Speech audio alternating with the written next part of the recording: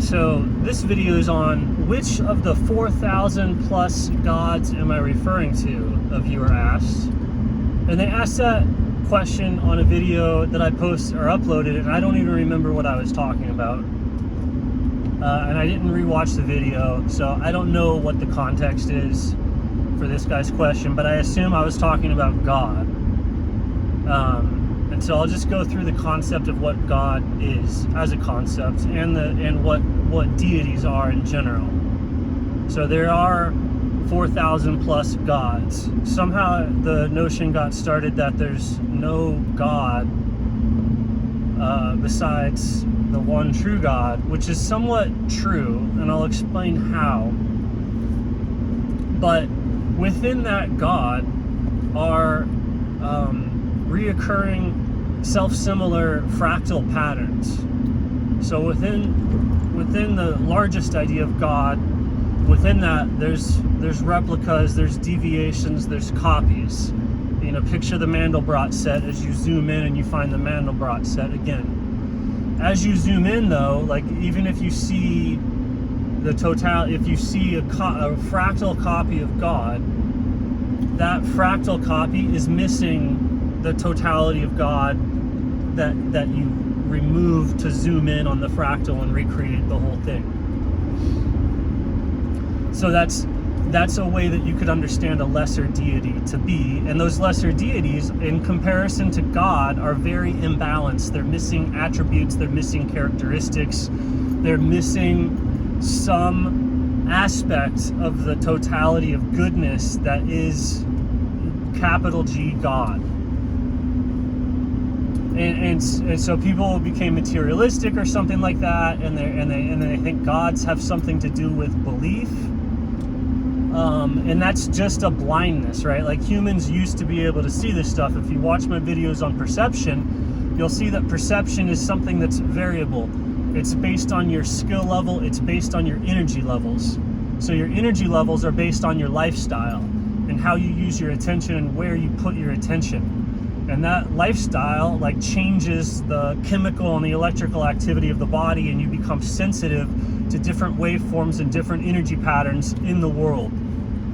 And so as those things in the world move you in some way, you see them, taste them, hear them, sense them, think them, right? People think thinking is just something where you're developing words and code. No, thinking is sight. You are seeing with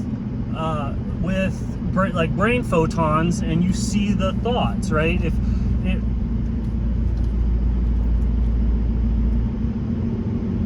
it's reflexive. You have to speak here, so you think that because the thoughts are tied to the speech, that the thoughts are somehow as two-dimensional as speech or as language or as something you would do with your mouth. When you're seeing something much more complex, rich, and full when you're seeing with thought. And when you snap out of the delusion, you start to be able to think and see and perceive things similar to how you see me talking, or somebody like Russell Brand, or I don't know, like Bashar.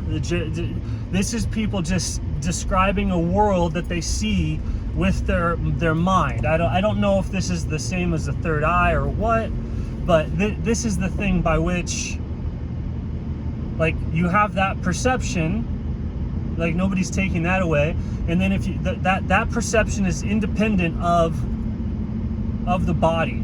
So the perception of the mind, pure noetic perception, by which the same arena by which you see thoughts, is a world as complex and nuanced as your visual world. And if you're sensitive to it, you can see it and actually dig into it perceptually. And lots of people learn how to do this, philosophers, like smart people.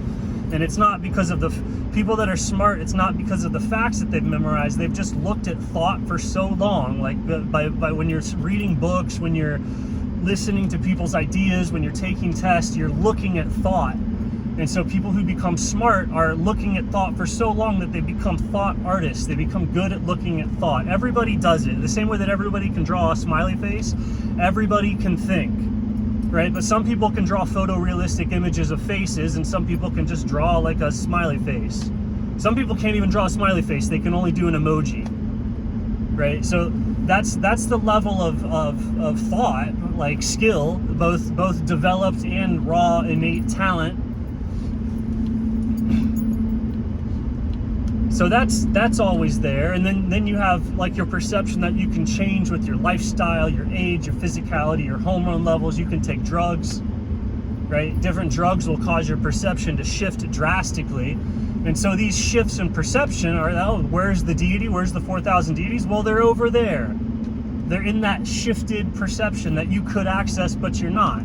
You grew up in this shithole culture that abused you your entire life and fed you nothing but poison. So of course you're blind to the vast majority of reality.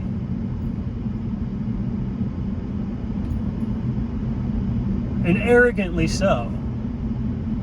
Like, what a mindless NPC question. Which of the 4,000 gods are you talking about? Where did you read that? You barely sentient little troll? Like, sit down. And so the other definition of gods is like principalities, rulers, thrones, dominions, and that's like those are meta bodies. So the same way that your consciousness and your mind inhabits the parts of your body like a meta body, and even though you dig apart everywhere in your body, where are you? You're not there. So every forest is that way. Every hurricane is that way. That's why we name them. There's a focal point or a nexus or a deciding center, a deciding locus from which all things move, right? So you have, like, the city has a personality. Why does somebody say, yo, Philadelphia has my back? You know, I have the key to the city. You have relationships with cities, you have relationships with families, you have relationships with races. And so those focal points, those group minds,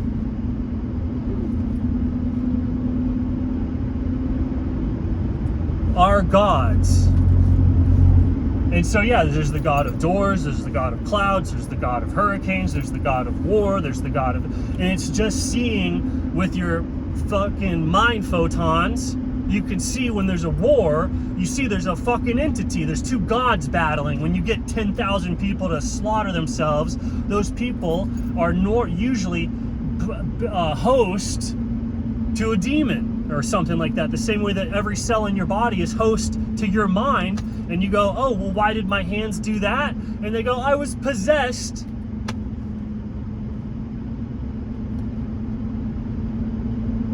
By a god.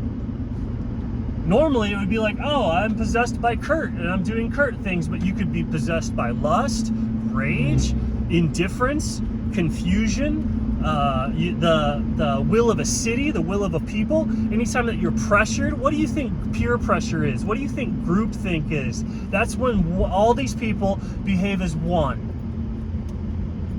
And that is a god. So in that sense, COVID is God. People create gods. There's artificial gods. The same way that there's artificial life, there's artificial gods. And it's just as like, it's not exactly alive, it's not exactly a deity, but it behaves the exact same way that a god does. Just like a Boston Dynamics robot behaves the exact same way as a person does or a dog does. There's fake principalities, there's fake cultures, there's fake deities, there's giant robot gods held together through nothing but cybernetics. Collections of physical organisms held together and operating as a single unit through nothing but cybernetics. And then you can have somebody sit at the center of all the cell phone networking, you know, giving the dopamine and the rage and the fear and the anxiety, controlling the massive body of humanity, and somebody can sit at the deciding point of that and they go, I'm in charge. But really, actually, the whole network is just using them as a deciding point. So they're as in charge as a brain cell. And everybody working together is just as possessed by the giant deity. None of the parts in the thing are the deity. So nobody in control, nobody in the New World Order, nobody in politics, nobody in all of these systems, nobody, no individual is in charge or deciding anything any more than any cell in your body is in charge and deciding anything. The person, the deity, the decider is not in the system, it's one level up. And one level up isn't fucking imaginary. The only reason people think one imaginary isn't real is because of mental blindness.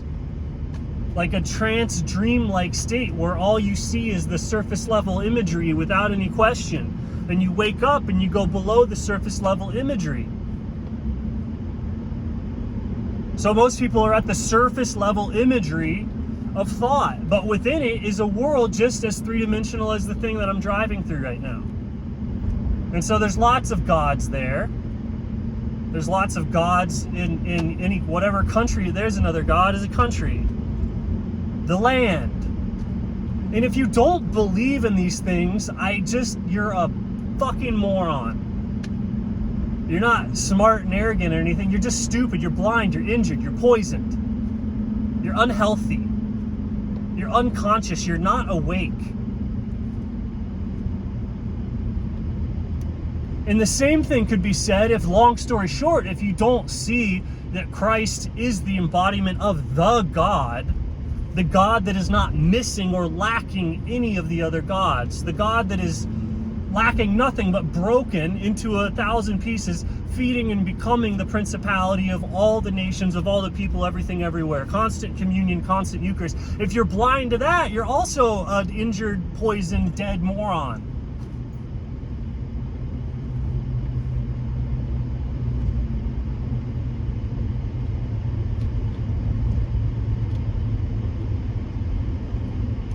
Anyway, so that's what I mean when I'm talking about gods.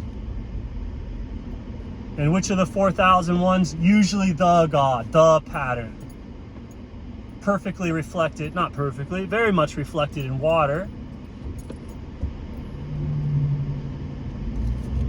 The Creator reflecting Himself in His creation.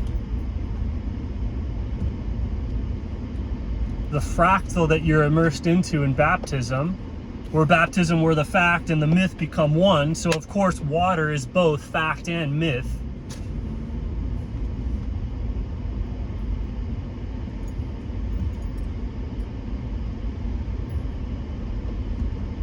Object and meaning. Stillness always in motion. Yada, yada, yada.